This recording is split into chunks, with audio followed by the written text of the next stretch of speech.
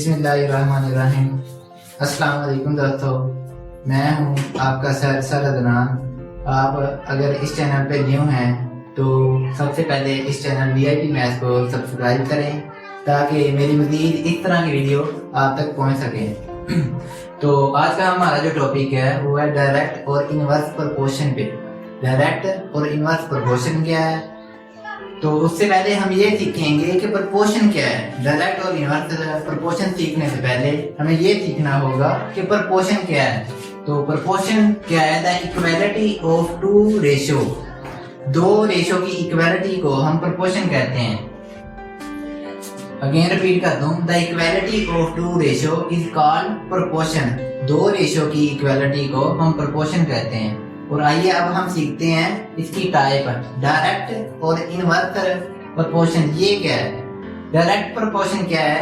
अगर एक चीज इंक्रीज करे और दूसरी भी उसी लिहाज से इंक्रीज करे, या एक चीज डिक्रीज करे दूसरी भी उसी लिहाज से डिक्रीज करे, तो हम इस तरह के प्रोपोर्शन को कहेंगे कि ये हमारा डायरेक्ट प्रोपोर्शन है। तो आइए पहले डेफिनेशन ये हम कर लेते हैं। A relation in which one quantity increases or decreases in the same proportion by increasing or decreasing the other quantity। ये वही मीनिंग है, increasing और decreasing in the same proportion by the other quantity। अगर एक quantity increase कर रही है तो दूसरी भी इंक्रीज करे, अगर एक डिक्रीज कर रही है तो दूसरी भी डिक्रीज करे, तो ये हमारा डायरेक्ट प्रोपोर्शन है। अब आते हैं इनवर्स प्रोपोर्शन की तरफ। What is inverse proportion?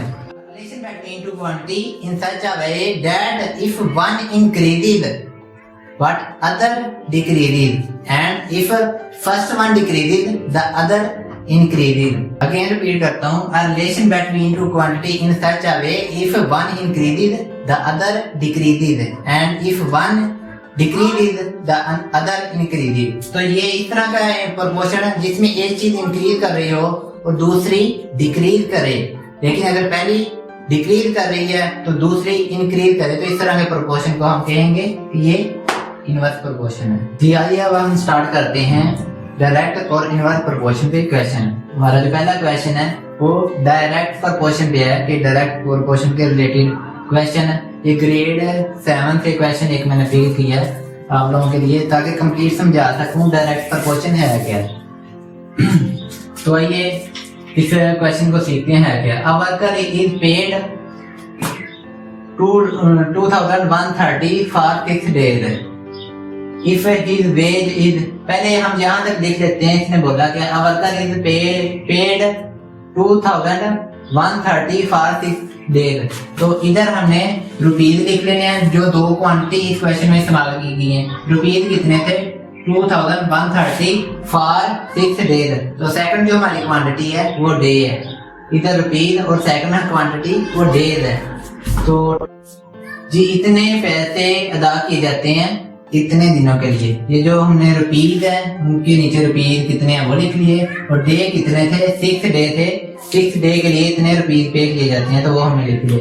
If his veg during a month, उसकी जो उजरत है पूरी महीने की, अगर कहता है कि इतनी उजरत है इतने पे किए जाते हैं, तो आर ये रुपीज लिखा है तो रुपीज के नीचे हमने कितने रुपीज है वो लिख लिए। सेकंड हमारे क्या चीज है? डेज है। Find the number of days, उसने कहा कि नंबर ऑफ डेज फाइंड करें, तो हमने उसकी जगह एक्स लिख दिया। तो इधर हमने एक्स क्या है वो एक्सप्लेन कर दिया। Let x be the number of days he work during the month, तो हमने सपोज कर दिया एक्स हमारा नंबर ऑफ डेज है, जो इतनी सैलरी पूरे महीने में काम करने के लिए इतनी सैलरी पे कितने दिन काम किया है वो हम ये फाइंड करना चाहते हैं कि एक्स हमारा क्या होगा। तो ये डायरेक्ट और इनवर्स प्रोपोर्शन में हम एरो का इस्तेमाल करते हैं। ये अगर सीख गए तो इस तरह के क्वेश्चन आप खुद हल कर सकते हैं कि ये डायरेक्ट क्या है, इनवर्स क्या है और किस तरह इन्हें सोल्व करना है। हमेशा ये याद रखें, जिस चीज में हमारी एक्स इन्वॉल्व हो जाए, जिस क्वांटिटी में हमारा एक्स इन्वॉल्व हो जाए, उसमें एरो का डायरेक्शन आप हमेशा ऊपर की जानब रखेंगे। मैं ये एक्सप्लेन करता हूँ क्यों ऐसा करते हैं। जिसमें एक्स इन्वॉल्व हो जाए उसका एरो आपने हमेशा ऊपर की जानब रखना है। तो अब हम ये देखेंगे कि ये डायरेक्ट का है या इनवर्स का है। जी खुद आप सोचें कि अगर एक वर्कर अगर वर्कर 6 दिन काम करता है तो उसको उजरत जो दी जाती है वो इतने रुपये है। अगर 6 दिन थे तो पैसे इतने थे। तो जाहिर है अगर हमारे पैसे रुपीज हैं बढ़ गए हैं तो इसका मतलब है हमने ज्यादा दिन वर्क किया होगा। ज्यादा दिन वर्क करेंगे तभी हमें जो सैलरी है उजरत है वो ज्यादा मिलेगी। तो इसका मतलब इन दोनों के दरमियान प्रोपोर्शन कौन सा है? डायरेक्ट। एक चीज बढ़ रही है दूसरी भी बढ़ रही है तो प्रोपोर्शन कौन सा है? डायरेक्ट। डायरेक्ट में हम एरो की डायरेक्शन एक सिमत में रखते हैं। तो एरो इसका ऊपर की जानिब है तो इसका भी ऊपर की जानिब होगा। चलें जी अब हम एक्सप्लेन करते हैं। ये दोनों एरो ऊपर की जानिब क्यों हैं? ये डायरेक्ट प्रोपोर्शन है। अगर 6 दिन काम करता है तो उसको इतने पैसे रुपीज दिए जाते हैं। अगर वर्क जो पे है उसे ज्यादा दी जाएगी, इसका मतलब है उसने ज्यादा दिन काम किया है। जी अगर 6 दिन काम करता है तो इतने पैसे दिए जाते हैं वर्कर को। तो पक्की बात है उसने ज्यादा दिन काम किया होगा तो ही उसे ज्यादा सैलरी मिली है। ये सैलरी ज्यादा है इससे तो इसने ज्यादा दिन काम किया है तो उसके दिन बढ़ जाएंगे। डायरेक्ट प्रोपोर्शन है मतलब पैसे बढ़ रहे हैं तो दिन भी हमारे बढ़ेंगे। डायरेक्ट प्रोपोर्शन है, डायरेक्ट प्रोपोर्शन में हमारा एरो की डायरेक्शन एक सिमत में होती है।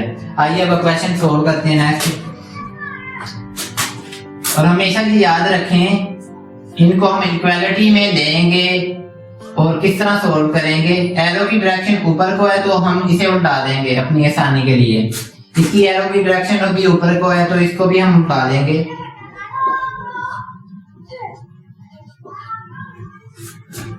जी x हमने फाइंड करना है तो ये जो 6 इधर डिवाइड हो रहा है इस तरफ आएगा तो क्या होगा? मल्टीप्लाई होगा।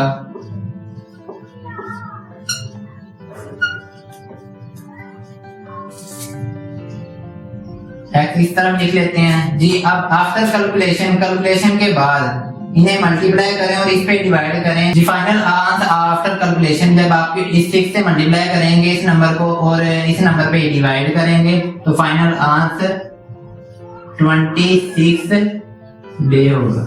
जी ये हमारा क्वेश्चन था डायरेक्ट प्रोपोर्शन पे। अब हम एक एग्जांपल सॉल्व करते हैं जो इनवर्स प्रोपोर्शन पे। जी अब हम स्टार्ट करते हैं इनवर्स की एग्जांपल पे।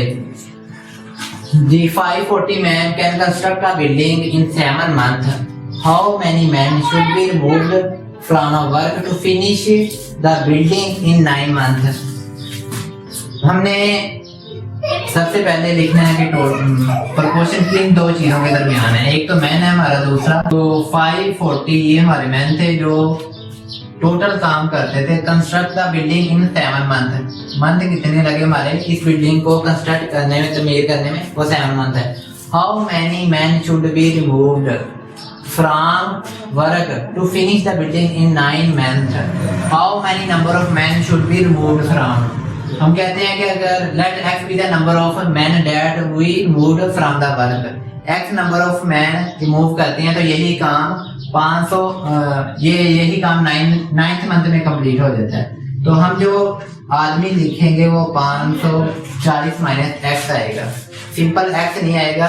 क्वेश्चन ये पूछा गया how many man should be removed from, कि कितने आदमी रिमूव कर दिए गए। हमने कहा कि वो नंबर x है। अगर x आदमी रिमूव कर दिए गए तो जो बाकी बचने वाले मैन या आदमी हैं वो 540 माइनस x है, जो यही काम वो 9th मंथ में कंप्लीट करते हैं। तो अब हम ये देखेंगे कि ये डायरेक्ट है या इनवर्स है। तो हम ये देखें x हमारा इसमें इन्वॉल्व है, पहले ये डिस्कस कर लेते हैं। पहले कहता है कि x 540 में से कितने आदमी रिमूव कर किए जाएं, तो ये जाहिर बात है ये नंबर कम होगा। x वाले में मैंने आपको बताया था कि हम एरो की डायरेक्शन ऊपर की जानिब रखेंगे, ये ऊपर को रख दी। अब ये देखें ये पहले 7 मंथ थे, 540 आदमी अपना काम 7 मंथ में कंप्लीट करते थे। इतने आदमी कम किए जाएं, हमने कहा कि x आदमी कम किए, ये कम हो जाएंगे। मंथ क्या हो रहे हैं? बढ़ रहे हैं। तो प्रोपोर्शन कौन सा है? मंथ बढ़ रहे हैं, आदमी कम हो रहे हैं, तो प्रोपोर्शन हमारा इनवर्स का है। इनवर्स में हम एरो की डायरेक्शन ऑपोजिट रखते हैं। ये ऊपर की तरफ है तो ये हमारी नीचे की तरफ आएगी।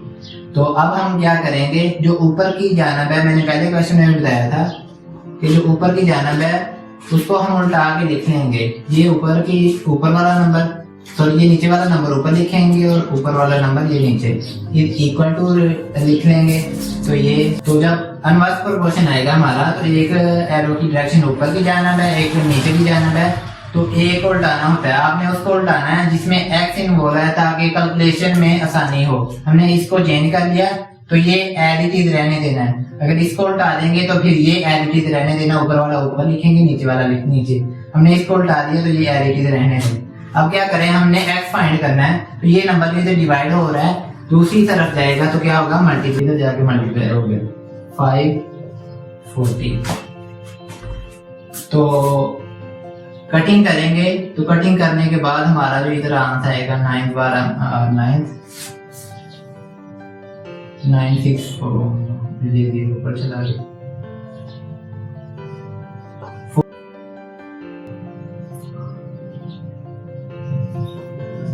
तो हम क्या फाइंड करना चाहते हैं, हम फाइनल x फाइंड करना चाहते हैं। बाकी क्वेश्चन x फाइंड करना चाहते हैं, माइनस क्या है ये उधर चले जाएगा तो प्लस का हो जाएगा 540 माइनस ये प्लस का इधर आके माइनस का हो जाएगा 420 इज इक्वल टू x।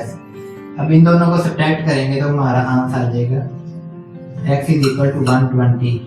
तो ये हमारा फाइनल आंसर है, x let x be the number of men that we removed from the work। तो x ये वो नंबर है, 120 आदमी हैं जो हम काम से रिमूव, इतने आदमी 540 में से रिमूव कर दें। यही काम हमारा 7 मंथ की बजाय अब 9th मंथ में कंप्लीट होगा जब हम 120 आदमी कम कर लेंगे। Thank you so much for watching this video. उम्मीद है आपको ये वीडियो पसंद आई होगी। अगर आपको पसंद आई है तो हमारे VIP मैथ को सब्सक्राइब करें और बेल आइकन पर क्लिक करें ताकि मजीद इसी तरह की वीडियो आप तक पहुंच सके। Thank you so much.